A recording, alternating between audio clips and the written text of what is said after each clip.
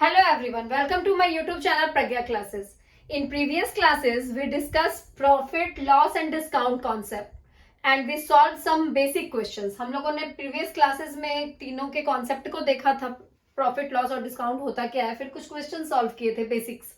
आज भी हम लोग कुछ question और भी solve करेंगे. तो देखिए, let's see. By selling an article for 700, a man lost 30%. At what price should he have sold to gain a 30%?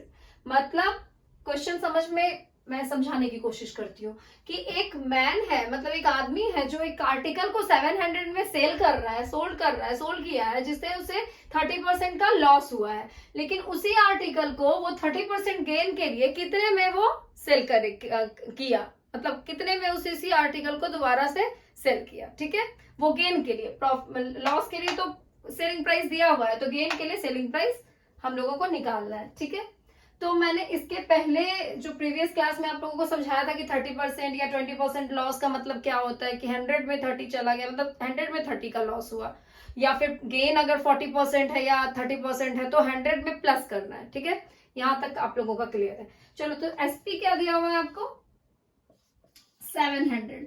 Loss कितने का हो रहा है, 30%. 30% लॉस का मतलब हुआ कि 70% of cost price.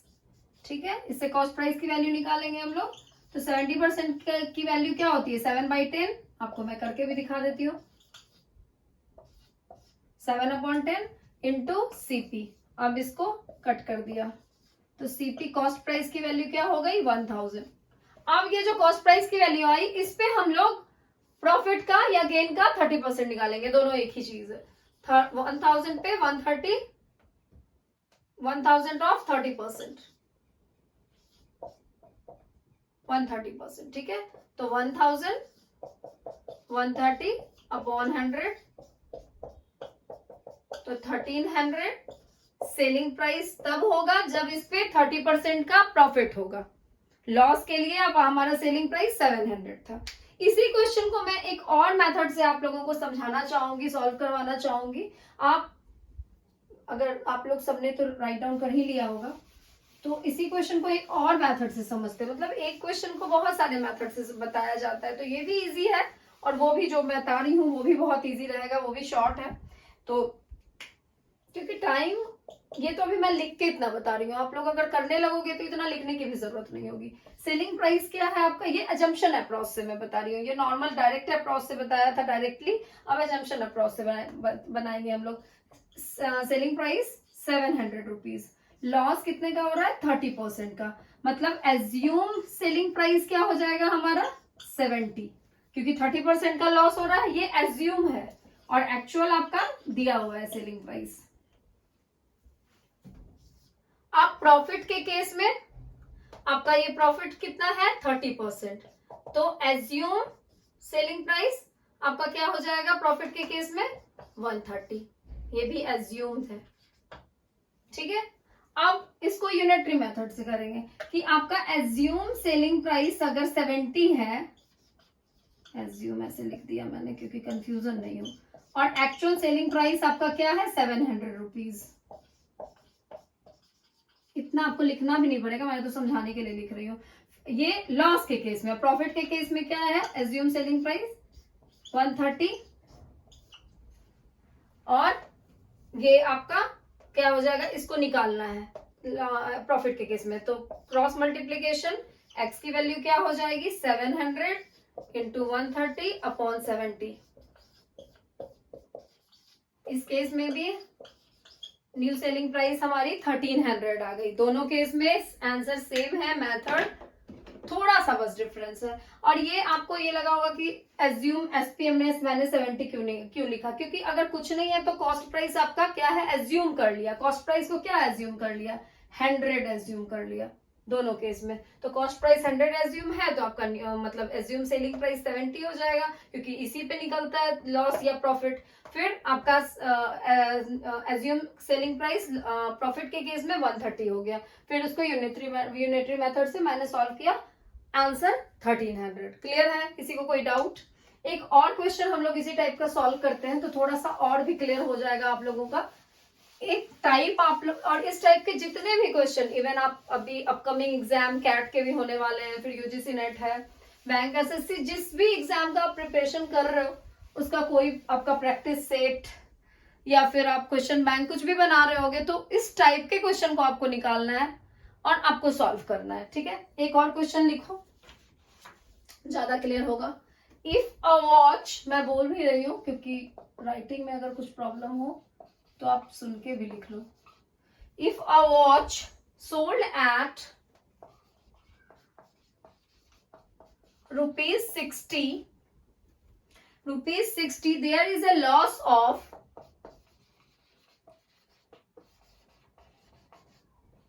of 15% for profit of 2%. For a profit of 2%, the watch is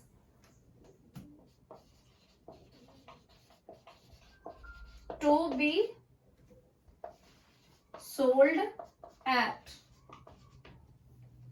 question मैं फिर से रिपीट कर रही हूँ। If a watch sold at ₹60, there is a loss of 15%. For profit of 2%, the watch is to be sold at. मतलब एक watch है जिसको सेल किया गया ₹60 में, जिससे उसको 15% का लॉस हो गया।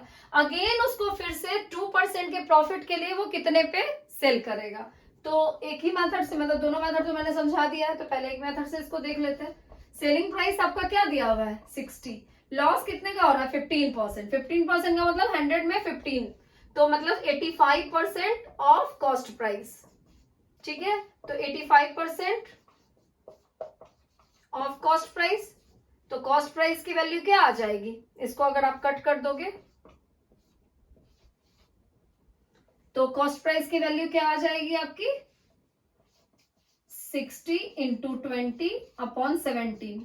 इसको ऐसे ही एज यूजुअल हम लोग छोड़ देंगे, क्यों, क्योंकि ये कट नहीं होगा। ठीक है, आगे देखते हैं कैसे होगा। और इसी, ये कॉस्ट प्राइस हो गया, तो अब इसको 2% के प्रॉफिट के लिए कितने में सेल करना पड़ेगा। 2% का प्रॉफिट मतलब 102%, तो कॉस्ट प्राइस आपका क्या है 60 × 20/70 और 102%। 6 टाइम में, 5 टाइम में, 12 टाइम में, ₹72 न्यू सेलिंग प्राइस। किसी को कहीं कोई डाउट, आप देख लो क्वेश्चन। मतलब 15% का जब लॉस हो रहा है तो 100 में 15 का लॉस, तो मतलब 100 minus 85, 100 minus 15 means 85 of cost price. तो कॉस्ट प्राइस की वैल्यू ये आ गई। हम लोगों ने एज यूजुअल इसलिए छोड़ दिया क्योंकि ये पॉइंट में आता है, पॉइंट में और लेंदी हो जाता है, ऐसे ही छोड़ के फिर हम लोगों ने 2% के प्रॉफिट के लिए इसकी सेलिंग प्राइस निकाली, तो ये ₹72 आ गया। ठीक है, जो एक और मेथड जो बताया था एजम्पशन अप्रोच, उससे भी मैं समझा देती हूँ आपको।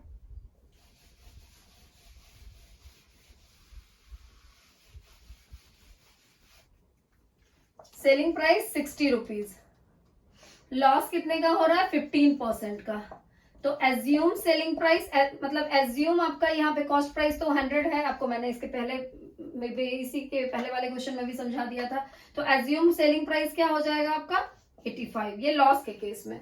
फिर प्रॉफिट के केस में प्रॉफिट 2% है, तो एज्यूम एसपी क्या हो जाएगा 102, और एज्यूम इसमें भी नहीं कुछ दिया है तो 100 ही है आपका कॉस्ट प्राइस। ठीक है, अब यूनिटरी मेथड की एज्यूम सेलिंग प्राइस आपका अगर 85 है और एक्चुअल सेलिंग प्राइस 60 है, ये लॉस के केस में। तो प्रॉफिट के केस में एज्यूम सेलिंग प्राइस 102 है, तो कितना क्रॉस मल्टीप्लाई एक्स की वैल्यू क्या होगी 102 × 60/85।